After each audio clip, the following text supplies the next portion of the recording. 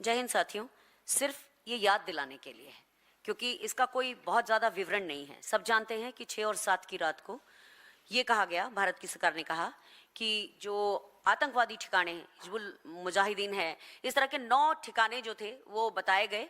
उसमें से 6 ठिकानों पर भारत की सेना ने और 3 ठिकानों पर, क्योंकि डीप पेनिट्रेशन था, तो भारत की वायुसेना को हमला करने के लिए कहा गया था। लेकिन आप सभी ने सुना है, और याद दिलाती हूं कि ये डॉक्टर एस जयशंकर जो हमारे विदेश मंत्री, उन्होंने कहा कि at the beginning of the operation मैंने ये कहा था, पाकिस्तान को मैंने ये बोला था कि हम केवल आपके आतंकवादी ठिकानों पर हमला करेंगे, आपके किसी रिहायशी या मिलिट्री ठिकानों पर नहीं करेंगे। तो जो एक वायुसेना का सरप्राइज एलिमेंट होता है, 2 ही चीजें तो होती हैं हमारे पास, सरप्राइज एलिमेंट और स्पीड। तो स्पीड तो थी लेकिन सरप्राइज एलिमेंट खत्म हो गया और उसके कारण हमने स्टैंड ऑफ तरीके से, यानी कि अपनी सीमा में रहते हुए हमला तो किया, लेकिन हम पर जवाबी हमला हुआ। और इसकी पुष्टि और किसी ने नहीं, सीडीएस अनिल चौहान साहब ने, जनरल अनिल चौहान साहब ने 31 मई को शांग्रीला डायलॉग के दौरान बातचीत करते समय ब्लूमबर्ग और राइटर्स नाम की एजेंसी को सिंगापुर में बताया कि हमने पहले दिन कुछ गलतियां की थी जिसके कारण हमें नुकसान हुआ और उसके बाद हमने अपनी वो गलतियां सुधारी और फिर हमने आक्रमण किए।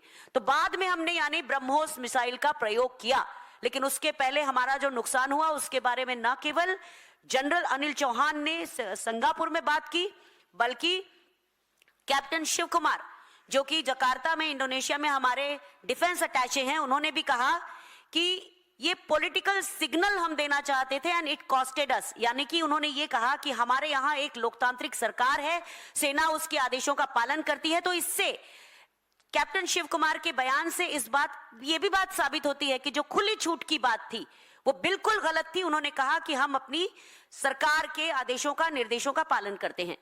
आगे चल के जब हमने वो हथियार इस्तेमाल किए पाकिस्तान पर, हमने उनके यहाँ डीप पेनिट्रेशन करके उनके जो मुरीद के और अलग अलग जगहों पे, चुनिया अलग अलग जगहों पर जब हमने हमले किए और उनका नुकसान किया, तो सिरसा एयरबेस पर हमला किया पाकिस्तान ने और उसके जवाब में हमने उनको बहुत बहुत भारी नुकसान पहुंचाया। लेकिन 10 मई का दिन, जिस दिन मैं यहां पर आप में से काफी साथियों को संबोधित कर रही थी और हमने कहा था कि कांग्रेस और उस समय तो पूरा विपक्ष भी अनकंडीशनली सरकार के साथ था, लेकिन उसी दिन शाम को पहले अमेरिका के राष्ट्रपति ट्रंप ने कहा कि भारत और पाकिस्तान के बीच में सीज फायर हुआ है और उसके बाद हमारे विदेश मंत्रालय का बयान आता है।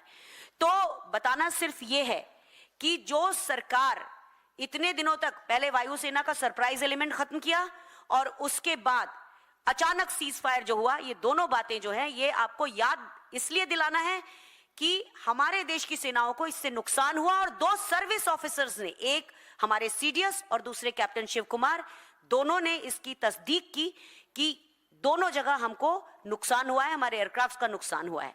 ये बातें आपको याद दिलाना जरूरी है। थैंक यू अनुमा जी। जिस तरह से इन्होंने बताया कि सीडीएस ने, अनिल चौहान जी ने, फिर कैप्टन शिव कुमार ने, डिप्टी चीफ ने, फिर उसके बाद air chief AP Singh ji ने 28 और 29 तारीख को ये गोवा के अंदर एक कन्वेंशन अटेंड कर रहे थे। उन्होंने भी, सबने ये कहा कि इनिशियल लॉसेस हुए, और ये नहीं इंपॉर्टेंट कि क्या लॉसेस हुए, कितने हुए, लेकिन हुए, ये क्यों हुए, ये इंपॉर्टेंट है। तो इसलिए उन्होंने स्ट्रेटजीज को अपना रिट्यून किया। और जिस तरह से आपके सामने 10 मई को पहले जो प्रेस कॉन्फ्रेंस हुई थी, तो उस प्रेस कॉन्फ्रेंस के अंदर फौज के जो नुमाइंदे जो प्रेस कॉन्फ्रेंस कर रहे थे, जिसमें हमारी लेडी ऑफिसर्स इन्वॉल्व थी, कितना अपबीट मूड था। लेकिन दोपहर बाद जब 3:30 बजे यूएस प्रेसिडेंट ट्रंप का एक ट्वीट आया कि भारत और पाकिस्तान के बीच में मैंने सीज फायर करा दिया है, और 5:30 बजे हमारी जो फॉरेन अफेयर्स मिनिस्टर डिपार्टमेंट है उनको आकर एक प्रेस कॉन्फ्रेंस में उन्होंने सीज फायर अनाउंस किया, तो उस समय पर हमारा सेनाओं का मोराल बहुत डाउन हो चुका था, क्योंकि वो चाहते थे, आज ये मौका था 1971 के बाद जब हमने पाकिस्तान के 2 टुकड़े किए थे, इंदिरा गांधी जी और सैम मानेकशॉ जी की जोड़ी जो लीडरशिप के अंदर, और आज मौका ऐसा था कि पॉलिटिकल नैरेटिव पूरी तरह से तैयार था, सभी पार्टीज, ऑल पार्टीज का सपोर्ट तैयार था, कांग्रेस पार्टी का सपोर्ट तैयार था, तो पाकिस्तान और हमारी सेनाएं तैयार थी पाकिस्तान के 5 टुकड़े करने के ताकत रखती थी, गिलगिट बाल्टिस्तान, फिर उसके बाद सिंध, बलोचिस्तान, खैबर पख्तूनख्वा और पंजाब, ये 5 टुकड़े करने की ताकत रखती थी। और जो ये बीजेपी वाले पिछले 12, 14, 15 सालों से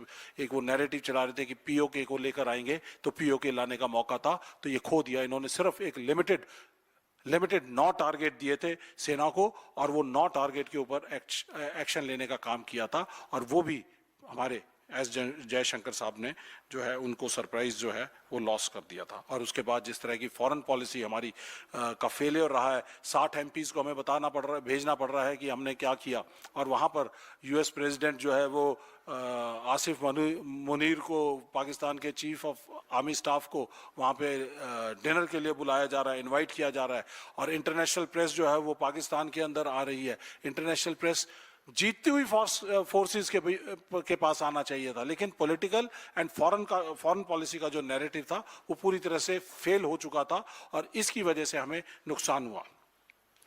पाकिस्तान को आईएमएफ के लोन दिए गए, एशियन डेवलपमेंट बैंक ने दे दिए, वर्ल्ड बैंक ने इतने सारे उनको लोन्स दे दिए, और यूएन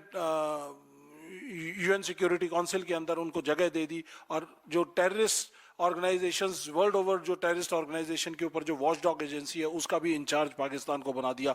मतलब ऐसा है कि एक चोर को तिजोरी का जिम्मेदारी ठहरा दी। तो ये पाकिस्तान को किस तरह के बेनिफिट्स उसके बाद हुए। तो साथियों, लेकिन उसको नजरअंदाज करते हुए, सभी चीजों को छोड़ते हुए हम आगे चलते हैं कि उसके बाद जैसे ही ऑपरेशन सिंदूर खत्म हुआ, हमारे पास हम लोग सभी हमारे फ्रंट्स के ऊपर जो लोग हमारे शहीद होते हैं, कांग्रेस पार्टी का ex serviceman department Rahul Gandhi ji के नेतृत्व में सभी शहीदों के परिवारों तक पहुंचता है, और उनको राहुल गांधी जी का शोक संदेश देता है। तो ये मैं इसके बाद, इस इवेंट के बाद 15 मई को ये राहुल गांधी जी की तरफ से इन सभी सैनिकों को, सैनिकों के परिवारों, शहीदों के परिवारों को ये लेटर्स 15 मई को सभी उनके परिवारों के जो नेक्स्ट ऑफ किन है उनके पास भेजे गए। ये है कांग्रेस पार्टी का, ये हम आपके पास रिलीज कर देंगे। वैसे हम नॉर्मली इसको रिलीज नहीं करते हैं, लेकिन आज जरूरी पड़ता है, बताना पड़ता है कि कांग्रेस वर्सेस बीजेपी क्या है। बीजेपी नेशनलिज्म की बात जरूर करती है, सैनिकों की बात जरूर करती है, उनके कंधों पे रखकर बंदूक चलाती है, उनके नाम पर, शहीदों के नाम पर वोट मांगती है। लेकिन कांग्रेस पार्टी ना तो ऐसा करती है, लेकिन जमीन पर कांग्रेस पार्टी के नुमाइंदे, राहुल गांधी जी के न्याय योद्धा, ये सब लोगों के बीच में जाते हैं और शहीदों के परिवारों से जाकर मिलते हैं। साथियों, इसके बाद कांग्रेस पार्टी वर्किंग कमेटी ने 14 मई को एक कांग्रेस वर्किंग कमेटी की बैठक बुलाई, जिसके अंदर फैसला लिया गया कि पूरे देश भर के अंदर जय हिंद सभाएं की जाएंगी और प्रेस कॉन्फ्रेंसेस की जाएंगी। एक्स सर्विसमैन डिपार्टमेंट भी करेगा और बाकी सारों के साथ मिलकर ये सभाएं की जाएंगी। और हमारे जो देश के सैनिकों ने जो शौर्य, वीरता, पराक्रम दिखाया है इस ऑप सिंदूर के दौरान, उन सबको पूरी तरह से सबको सम्मान देते हुए पूरे उनके थैंकफुल ग्रेटनेस जो है वो व्यक्त करेंगे। तो साथियों, ये कांग्रेस पार्टी की सोच है। और उसके बाद आपने जिस तरह से 78 दिन के बाद इन राजनाथ सिंह जी ने जिस तरह से बयान दिया, उसके बाद हमारे देश की फोर्सेस का मोराल पूरी तरह से टूट गया कि किस तरह से हमारा रक्षा मंत्री जो है वो हमारे 10 शहीद लोगों को भी एक्सेप्ट नहीं कर सकता। तो मैं इसकी तुलना जो है करना चाहूंगा कि पाकिस्तान की फोर्सेस के अंदर जो रेगुलर फोर्सेस के लोग आकर हमारे देश में ऑपरेट करते हैं, टेररिस्ट एक्टिविटी अंजाम देते हैं, और जब वो मारे जाते हैं तो पाकिस्तान की जो सेनाएं हैं उनको एक्सेप्ट करने से मना कर देती हैं। भारतीय सेनाओं का ट्रेडिशन, ईथोस और ट्रेनिंग ऐसी है कि वो पाकिस्तान के जो सोल्जर्स हैं उनका भी सही अंत्येष्टि और सही सम्मान से पूरे सम्मान के साथ उनका लास्ट राइट्स करते हैं। ये है हमारे देश की सेना और सैनिकों का सम्मान करने का तरीका, जेनेवा कन्वेंशन से बंधे हुए हैं।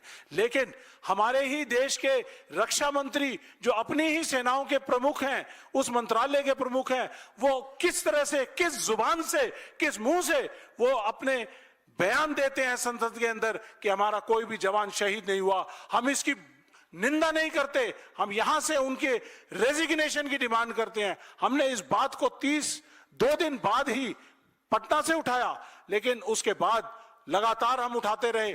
5 से 6 महीने लगे। आपने उस सुरेंद्र मोगा की मदर का बयान सुना होगा, और वो कहती हैं कि बैटल कैजुअलिटी का जो सर्टिफिकेट है, जो अमूमन 1 महीने के अंदर आ जाता है, 78 दिन के बाद भी उनके पास बैटल कैजुअलिटी का जो बेनिफिट्स हैं वो सारे के सारे वहां से अटैच होते।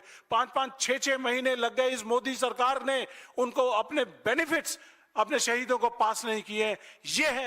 ये है मोदी सरकार, ये है उनके मंत्री। और मैं इस पूरे प्रकरण के अंदर, अगर आप इस वीडियो को चलाकर देखेंगे, तो इस वीडियो में जब राजनाथ सिंह जी बयान दे रहे थे, किसी भी जवान की क्षति नहीं हुई है।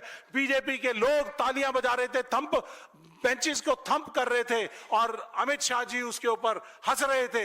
ये पूरी की पूरी बीजेपी के जो मंत्री हैं, बीजेपी के सांसद हैं, ये इन 6 नहीं 10 शहीदों के गुनाहगार हैं।